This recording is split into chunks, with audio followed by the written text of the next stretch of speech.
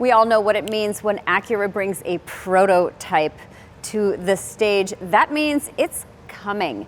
You guys, we have not seen the RSX badge in 20 years. So, RSX Prototype, welcome back to the party.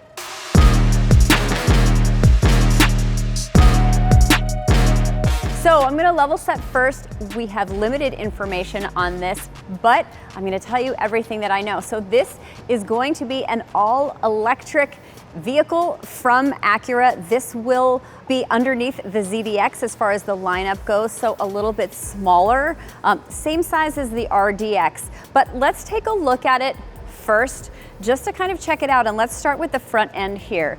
We have an illuminated badge, and by the way, you guys, like, I'm gonna feel really stupid right here. I didn't realize that this was calipers. Like, I thought it was just a cool A for Acura, so I learned something here.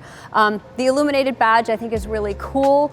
I love how it kind of integrates with these headlights. You can see the kind of the chicane style. It's a little bit evolved from what Acura is used to doing. They've separated this lighting signature right here, so that is also a departure for Acura.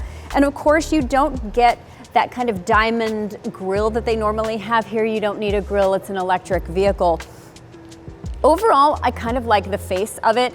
I normally feel like sometimes Japanese automakers go for a very aggressive look. Not so much with this one. I actually feel like it's got a little bit of a smile. This looks kind of like a happy car, and especially in this beautiful pearl yellow, I think it looks even happier and more sunshiny. And then let's come around to the side. This is a fastback shape. It is a four-door vehicle.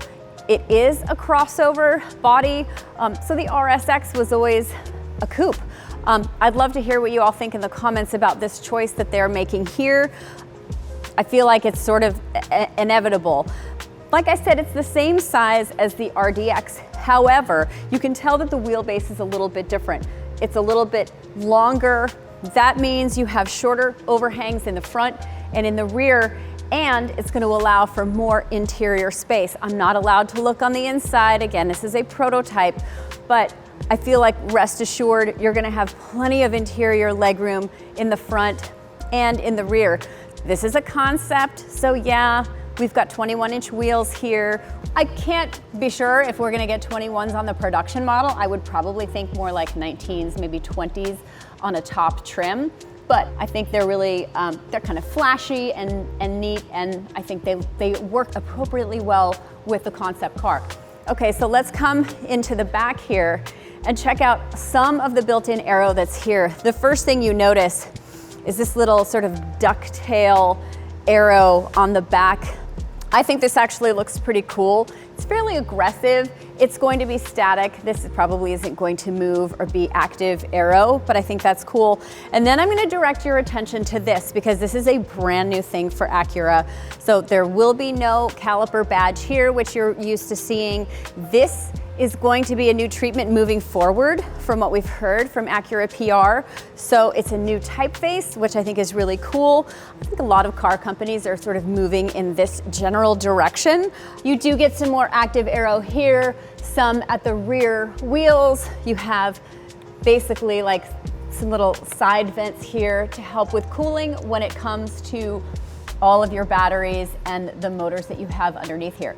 Let's talk about that for a quick second, because the ZDX, we all know that was Acura's first step into electrification. That rode on the GM Ultium platform and used all of GM's technology and batteries. This vehicle is going to be the first that will be on Acura's own proprietary architecture. So that means chassis, that means batteries, that means motors. All of this is now going to be proprietary to Acura and Honda. So a couple of key things that I don't know, and that is range and price. Now, when you're comparing it to the ZDX has a 313-mile range at its best. Again, I can't speak to that because this is going to be on a completely different platform. When it comes to price, with the ZDX entry level, you're looking at about $65,000. This is a smaller vehicle. I'm hoping that it's maybe somewhere in the 50s. And it's going to be made in Ohio, so if there are federal tax credits to be had, this will qualify because it is made in the United States. So one other thing that I think is really interesting about this vehicle is, if you remember, I did a video on the Honda Zero series, and we talked about an AI system that kind of operated a lot of the systems in the car that was called Asimo. And this is actually going to be the first vehicle that employs the Asimo system into any Honda or Acura vehicle. So it is an AI-based system, and that is going to be able to integrate and operate a lot of the different things that kind of move this car. So how you drive this car, obviously all of the apps and the infotainment that is in this car, the safety features in this car. There are so many things that are going to be able to learn your habits and what you're doing, how you're driving. I did ask Honda PR if it will make you be either smoother on the gas pedal or have fewer steering corrections and steering inputs. I don't know if they'll be able to do that, but boy, I would sure love for it to do that. So the other thing that I think is really fascinating about this car, it's dual motor. At least this is what they're telling us. Not sure if there's going to be a single motor option. It is a pure EV. I can't get in here, but this will be NACS compatible. So that means you will be able to use Tesla's supercharger network, which should make charging a little bit easier for people who maybe don't have that at home.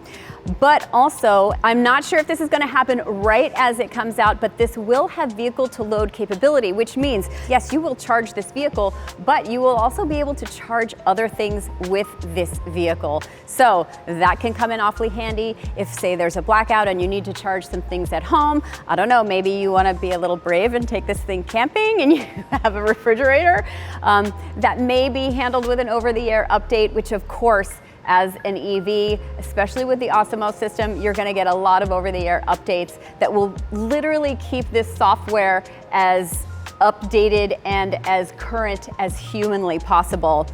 You guys, I think that there are going to be a lot of comments. Certainly there's going to be a lot of chatter about the RSX badge, that being such a fun and sporty coupe, versus now it being a crossover vehicle. Definitely talk about it in the comments. I know I have my opinions of it. I also know where sedans kind of stand in this day and age when it comes to the things that people actually buy. So, is it being an electric vehicle too controversial? Is it being a crossover too controversial? Does it stray too far away from the RSX roots? I don't know. You guys tell me. Stay tuned for more information. See ya.